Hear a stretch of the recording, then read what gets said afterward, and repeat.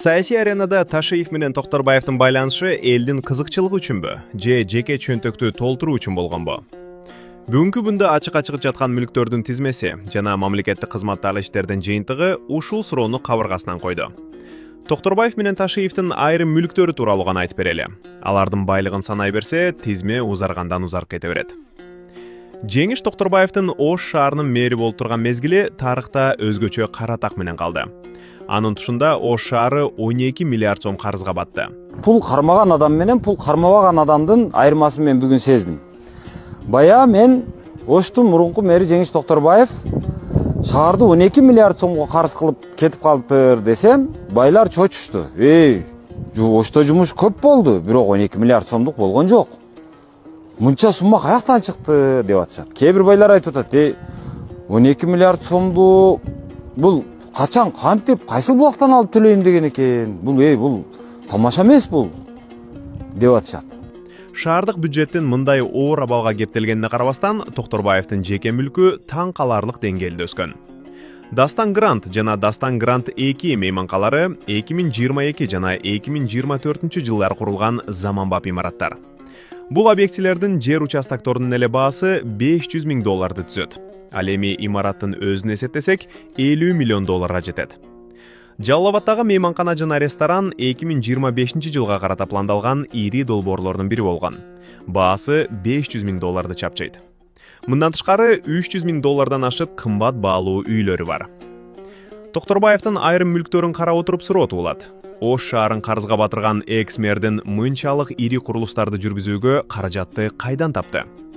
Ал эми Камчыбек Ташиевдин мүлктөрү жана ага тиешелүү делген компаниялардын ишмердүүлүгү өзүнчө бир империяны эске салат. Мамлекеттик мүлктөрдү арзан баада ижарага алып, кымбат баалуу курулуштарды жүргүзгөнү кадимки көрүнүшкө айланган. Ташиевдин айрым мүлктөрү тууралуу айта кетели. Барселона академиясы жана Мурас Юнайтед клубу үчүн жер тилкелери мамлекеттен ижарага алынган. Бул жерлердин базар баасы $миллиондогон түзөт. Бирок Ташиев мамлекетке ижара акысы катары 25,000 сом төлөйт. Түшкөн кирешеси миллионду чапчыйт. Мисалы, Барселона академиясынын бир оюнчунун контрагы $20,000 түзөт. Учурда 200дөн ашык бала аталган академияда окуйт. Алардын бир жылдык жалпы контрагы $4 миллион түзөт.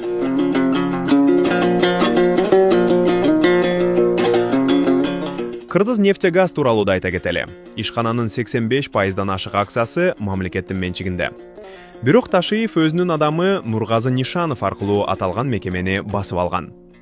Кыргыз нефтегаздын $5 миллион бааланган 3 гектар жери Ташиевдин E-сервис компаниясына берилген. Компания негизинен мунай заттарын ташуу, логистика жана складдык кызматтарды көрсөтүү менен алектенет. Кыргыз нефтегаз мамлекеттик ишкана болгону менен, анын продукциясын ташуу жана сактоо иштерин дал ушул Ташиевдин E-сервис сыяктуу жеке компаниялар көзөмөлдөп пайда көрүшөт. Ишкана 3 гектар жерди жана ири складдарды мамлекеттен өтө арзан ижарага алып, бирок миллиондон ашык доллар пайда көрүшөт.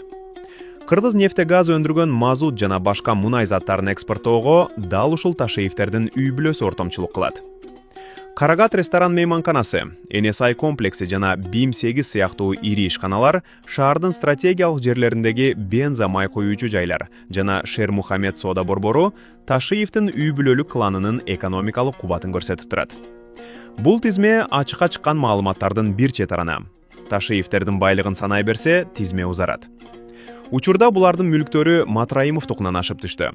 Ташиев менен Токторбаевдин байлыгы 5 жылда эбегейсиз өскөнү коррупциялык схемалардан кабар берет. Ташиев менен Токторбаевдин байлыгы 5 жылда эбегейсиз өскөнү коррупциялык схемалардан кабар берет.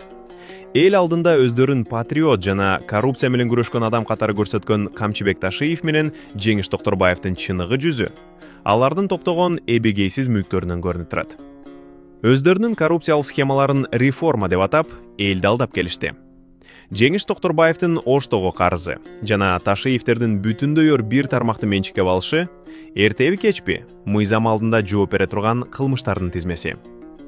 Элдин эсебинен байыган бизнес империялардын доору түбөлүктүү эмес.